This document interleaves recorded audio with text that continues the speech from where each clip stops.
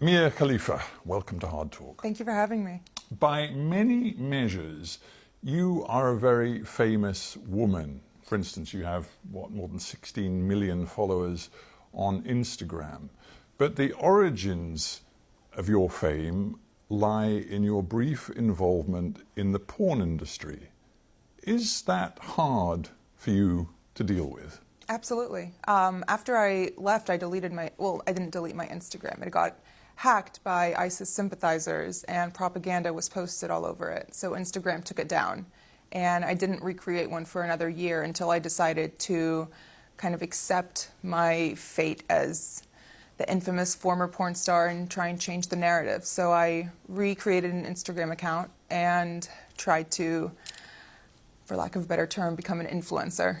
If you put your name, as indeed I have done researching this, put your name into Google and... On the Work Network? Yeah, well, it was work. But the point is, you get these countless links to videos. The word porn star appears immediately. That is something that you will never, ever overcome, however much... First of all, that's rude. I'm trying to. Yes, I understand that. It. I don't mean to say you want it to be, but it's the way technology, the internet works. Yeah. I'm not very Google friendly, and we're trying to change that. One of the first things that comes up is the site that I do not own or control, but where the homepage is written in first person, like I am the one running it. And on my Wikipedia, it's posted as my official website, and we've tried countless times to get it taken down, including taking legal action, but the company they won't hear anything, and we've made them countless offers. A girl who was brought by her parents to the United States from Lebanon, your home country, schooled in the United States, clearly smart, went to university in Texas, read history. How did you get involved with the sex porn industry? I don't think low self-esteem discriminates against anyone. It doesn't matter if you come from a great family or if you come from a not-so-great background. I struggled my entire childhood with weight, and I never felt attractive or worthy of male attention. And suddenly, my first year of college, I start losing all this weight from making small changes. And by the time I graduated, I was ready to make a bigger difference. I felt extremely self-conscious about my breasts because that was the first thing to go when I lost all the weight. I lost about 50 pounds. I don't know how many kilos that is, or stones. Well, it's a considerable amount of weight. Yeah. It changed your body, it changed you physically. Completely. Yeah. So my biggest insecurity was my breasts. So I wanted to more or less go back to what they normally were. And once I did that, I started garnering all of this attention from men, and I was never used to it. You were spotted, I think, on a street. I mean, there you were a young graduate wanting to sort of find a job, and you were spotted on a street by a guy who said, I can work with you, and clearly he opened up and said, it's the porn business. What was it in you that far from running away, was drawn into it? That's not how it was. It wasn't just, hey, do you want to come do porn? It was more so, oh, you're beautiful. Like, would you like to do some modeling? Oh, you have a great body. Like, I think you'd be great in nude modeling. Things like that. And after I came and toured the studio, it was very respectable. It was a gorgeous location. It was in Miami, in Doral, Florida. It was clean. Everyone who worked there was nice. All of their cubicles were decorated with family photos. Like, it was nothing dodgy or that made me uncomfortable. And after the first time I went in wasn't the first time I filmed a porn movie. It was the second time. The first time was more so, do you want to do this? Like, sign the paperwork, et cetera, et cetera. As we talk about it now, whether you feel a sense of victimhood, whether you look back at your younger self, because obviously now you're 26, but this is when you were 21, do you look at that 21-year-old and feel that she was used, she was very much a victim? I feel like she didn't have the tools to identify that she was being taken advantage of, and that what she was being told was lies.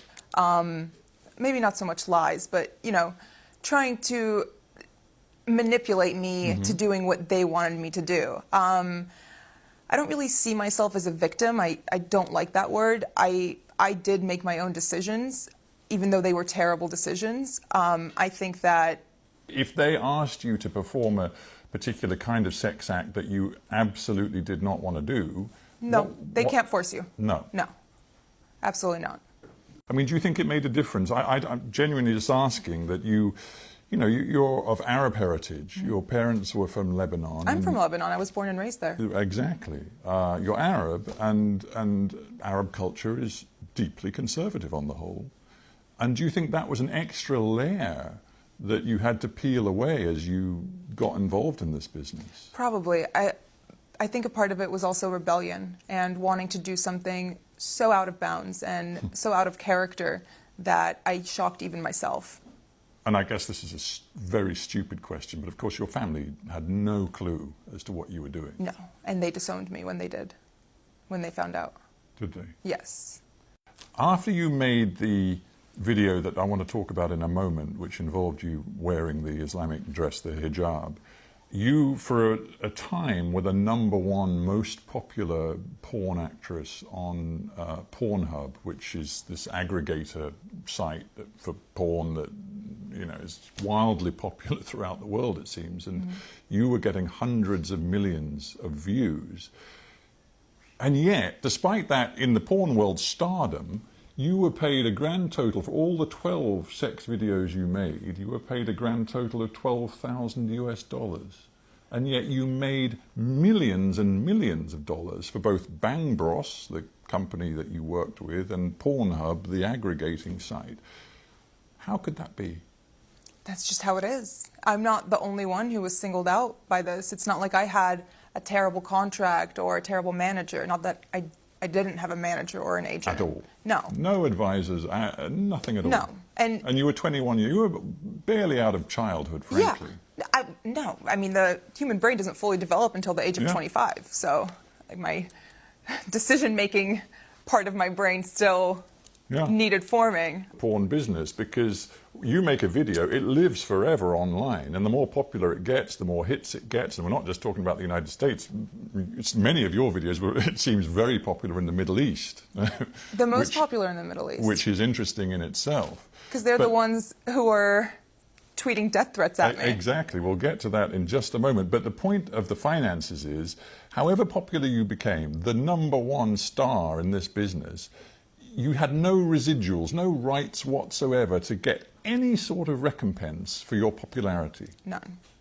None whatsoever. And is that, you have to get to this one particular, I mentioned at the beginning, the notorious video you were involved in, which actually involved 3 young people. You were one of them, and you were wearing the Islamic headscarf, often known as hijab. And of course then it developed into a sort of a sex scene. You must have known how provocative that was. I verbatim told them, you guys are going to get me killed. And they said? They just laughed. Why didn't you then say, I'm not doing it? Intimidation. I was scared. But I knew that if I said no, it would, you know, they're not going to force you to do it. At that point, that's rape. No one's going to force you to have sex. But I was still scared. I mean, have you ever felt scared not scared, but nervous to speak up and say something at a restaurant when your food's not right and the waiter comes by and says, how is everything? I was intimidated. I was nervous. In terms of getting out of the business, when that went viral, that video, and your face was just so well known and associated with something so provocative, and you were receiving the threats, was it a very quick decision for you to say no more? I wouldn't say very quick, because I was still nervous. I didn't know whether, I didn't know how they would react to it. I actually called them all in to a meeting about a month later and sat them down, and I had a resignation letter waiting in front of every single one of their chairs, and I spoke to them about my feelings, and They tried to convince me to stay, and they told me this will all blow over and that I'm overreacting and I'm exaggerating about the level of peril that I'm in.